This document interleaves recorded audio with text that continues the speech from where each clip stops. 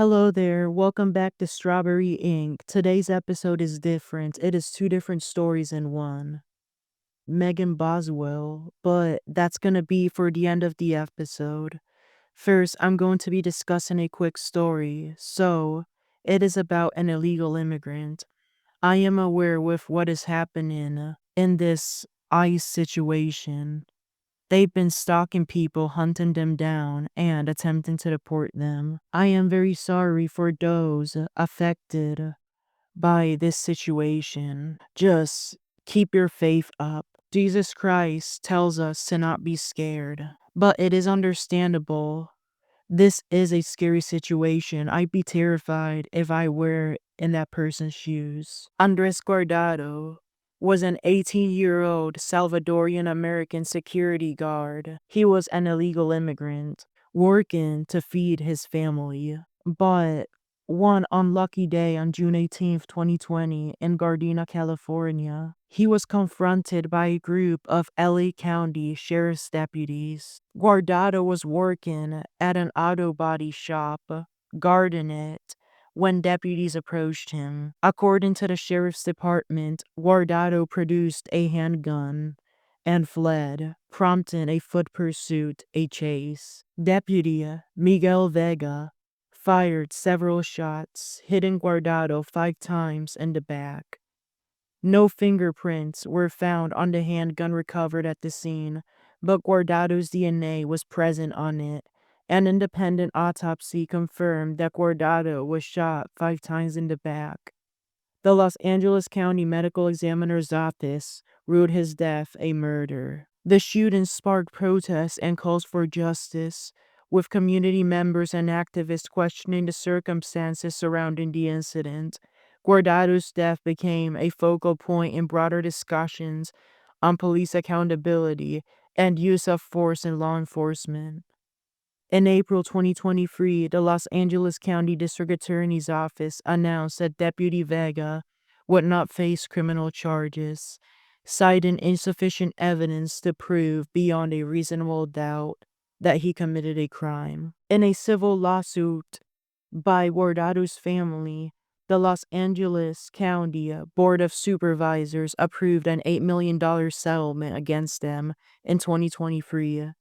Despite the settlement, the case remains a point of contention, highlighting ongoing debates about law enforcement conduct and accountability. Deputy Vega was later involved in an unrelated incident and is no longer employed by law enforcement. That incident is one that I'll be covering next year, 2026, this coming January. The case will be discussed in its own episode. The Los Angeles mortuary of West Olympic Boulevard conducted Guardado's funeral on July 2nd, 2020. He was cremated following the service. Guardado's death continues to resonate in discussions about policing practices in Los Angeles, particularly concerning young people of color, and serves as a reminder of the ongoing scrutiny over police use of force in the United States.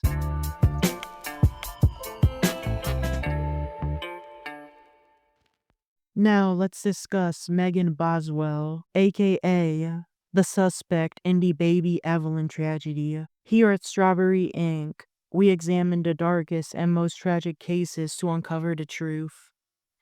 Today we focus on baby Evelyn's heartbreaking story, a young life lost too soon. The case will haunt your thoughts, filled with lies, manipulation, and betrayal. A case that leaves us asking, how could something so horrific happen to this innocent baby? In November 2020, Evelyn Boswell, a 15-month-old girl from Tennessee, was reported missing by her family. The initial disappearance seemed like a tragic, yet typical missing persons case that you run into on the news. But as investigators dug deeper, they discovered something far more sinister. Baby Evelyn had been dead for months before anyone noticed she was gone. Evelyn's mother, Megan Boswell, was the last person known to have seen her daughter alive. However, it was not until February 2020 3 months later, authorities learned the truth about Evelyn's fate. Megan reported Evelyn missing, but as the investigation progressed, it became clear that Megan's story did not add up. She was just trying to clear something horrific up. The timeline did not make sense. Investigators soon found out that Megan had lied repeatedly about where baby Evelyn was and what happened to her. Megan was arrested at her house on charges of false report, but that was only the beginning. Her mom was present during her arrest and confused on why the Sullivan County Sheriff's Office showed up to the door wanting to speak to her. They took Megan to their headquarters and released her for the time being without having her pay bond. However, she was ordered to appear in court on a charge of filing a false report, a Class C misdemeanor. Megan appeared before Judge Clayne Louderback. The following month, on March 6, 2020, the tragic discovery of baby Evelyn's remains in a wooded area near Sullivan County shocked the world. Authorities found her body hidden in a garbage bag. This was thanks to the canine unit. The Sullivan County Coroner's Office, through DNA testing, confirmed the body as baby Evelyn. Shortly after, her death was ruled a murder. The TBI then arrested Megan at her grandmother's home. This was her second arrest. After Megan was taken to the Sullivan County Sheriff's Office headquarters to be processed once again, she was booked into the county's jail on a $25,000 bond. However, some restrictions prevented her from being released. Megan was tied to a criminal probe within the state of Tennessee. There was then a memorial service held for Evelyn at the Model City Event Center in Kingsport on March 13th, 2020. Only a celebration of life. Since Evelyn's body was not complete, there could be no funeral visitation. Those remains were buried in the Glenwood Cemetery of Bristol. For 3 months, no one knew that Evelyn was dead, and her mother, Megan, had not reported her death. Tennessee prosecutor Amber Massacr had presented the probe to a grand jury at the Sullivan County Circuit Court. That is enough for part 1 of this double story episode. Stay tuned for part 2 coming right up.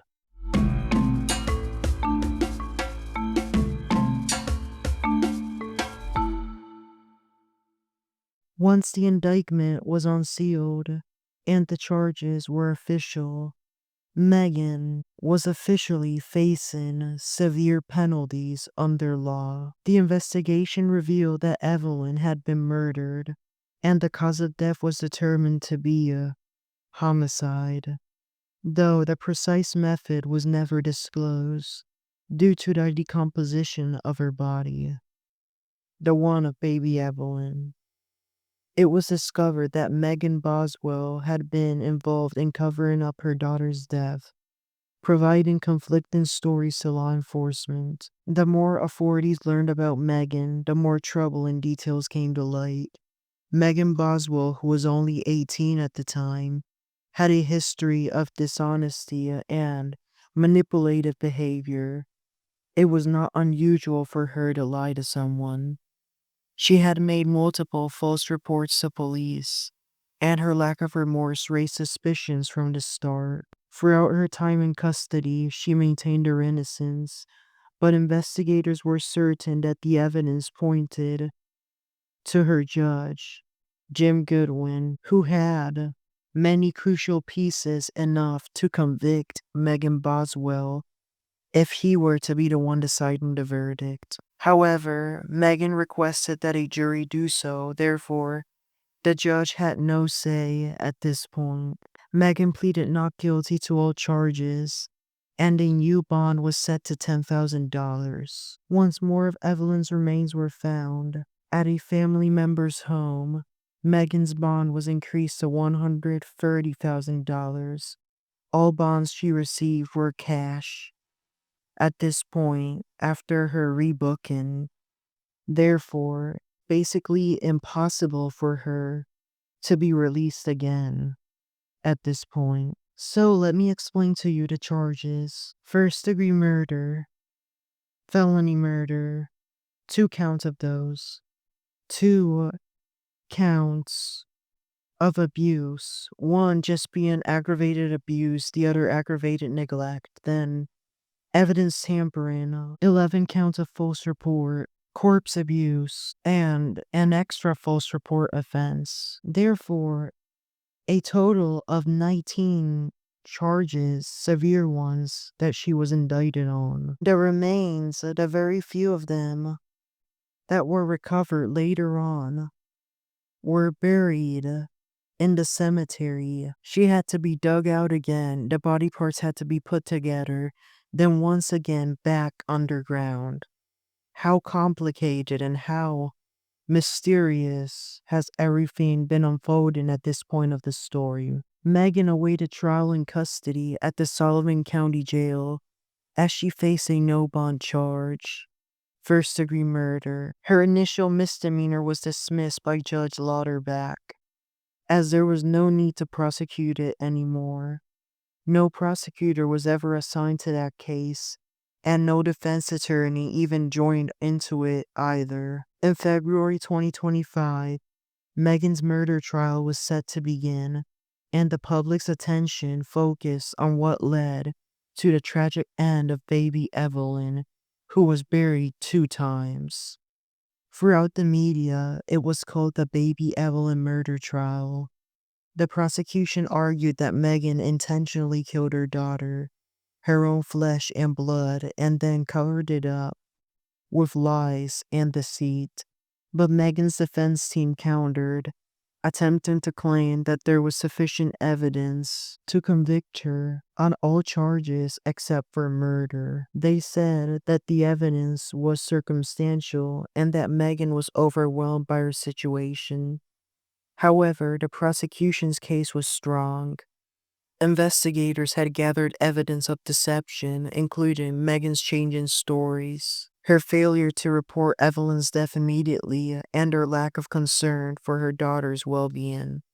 The trial for Megan Boswell became a battle not only for justice for baby Evelyn, but also to understand what could drive a mother to commit such a terrible act. Was it mental health issues? Was it a history of neglect or abuse? Or was it something more sinister, a premeditated act of violence against her defenseless child? As the trial unfolded, the evidence against Megan mounted. The devastating facts of the case began to fill in the gaps, painting a picture of a mother who had failed her child in the most unimaginable way. Megan's defense also pointed out that she had suffered from difficult circumstances, including her own troubled life growing up and family dynamics. Some believe that this contributed to her behavior, but for others, it was no excuse for the brutal murder of her own child. Evelyn's short life was marred by betrayal and loss. She did not deserve that monster mother she got. What could have been a bright future for this baby was tragically stolen by the very person who was supposed to protect her. On February 13, 2025, the jury in Megan's trial, consisting of 12 members and 2 alternates, found her guilty on all charges. The 3 counts of first-degree murder, 2 counts of endangerment, 1 count of evidence tampering, 12 counts of false report, 1 count of corpse abuse, and 1 count of failure to comply. Some had been formally filed, others had been entered into the case through an indictment. All were felonies. Afterwards, there was a quick sentencing phase for this trial, which ended in this jury recommending life in prison with the possibility of parole. For the 3 murder charges, Judge Goodwin on the same day imposed that sentence, life in prison with parole, but only after completing 51 years. She gets a 5-year jail credit for time served while awaiting trial in custody, since her second arrest. However, the case was not complete yet. The judge still had to decide on a sentence for the rest of the charges. Megan waived a pre-sentence investigation for the rest of her charges. Meanwhile, at this point, she was held and evaluated at the Deborah Johnson Rehabilitation Center in Nashville. On September 5th, 2025, Judge Goodwin completed her sentence. She got an extra 33 years in prison. Therefore, she was ordered to complete about 84 years. Her defense had requested a new trial or to have her conviction be tossed. Judge Goodwin, by now, has refused to grant either request. Therefore, she has started the process to appeal to the higher courts. That matter is pending. We will see how it all ends for Megan. She is currently doing her time at the West Tennessee State Penitentiary in Hennon. Thank you for listening to Strawberry Ink. The case of baby Evelyn Boswell is one profound sorrow and tragedy. We will continue to follow the case as justice is pursued. Stay tuned for more updates. Megan will spend the rest of her youth behind bars. She will be an old lady if she is ever released. Who knows if she will be? That depends on how the higher courts and prison system manage things.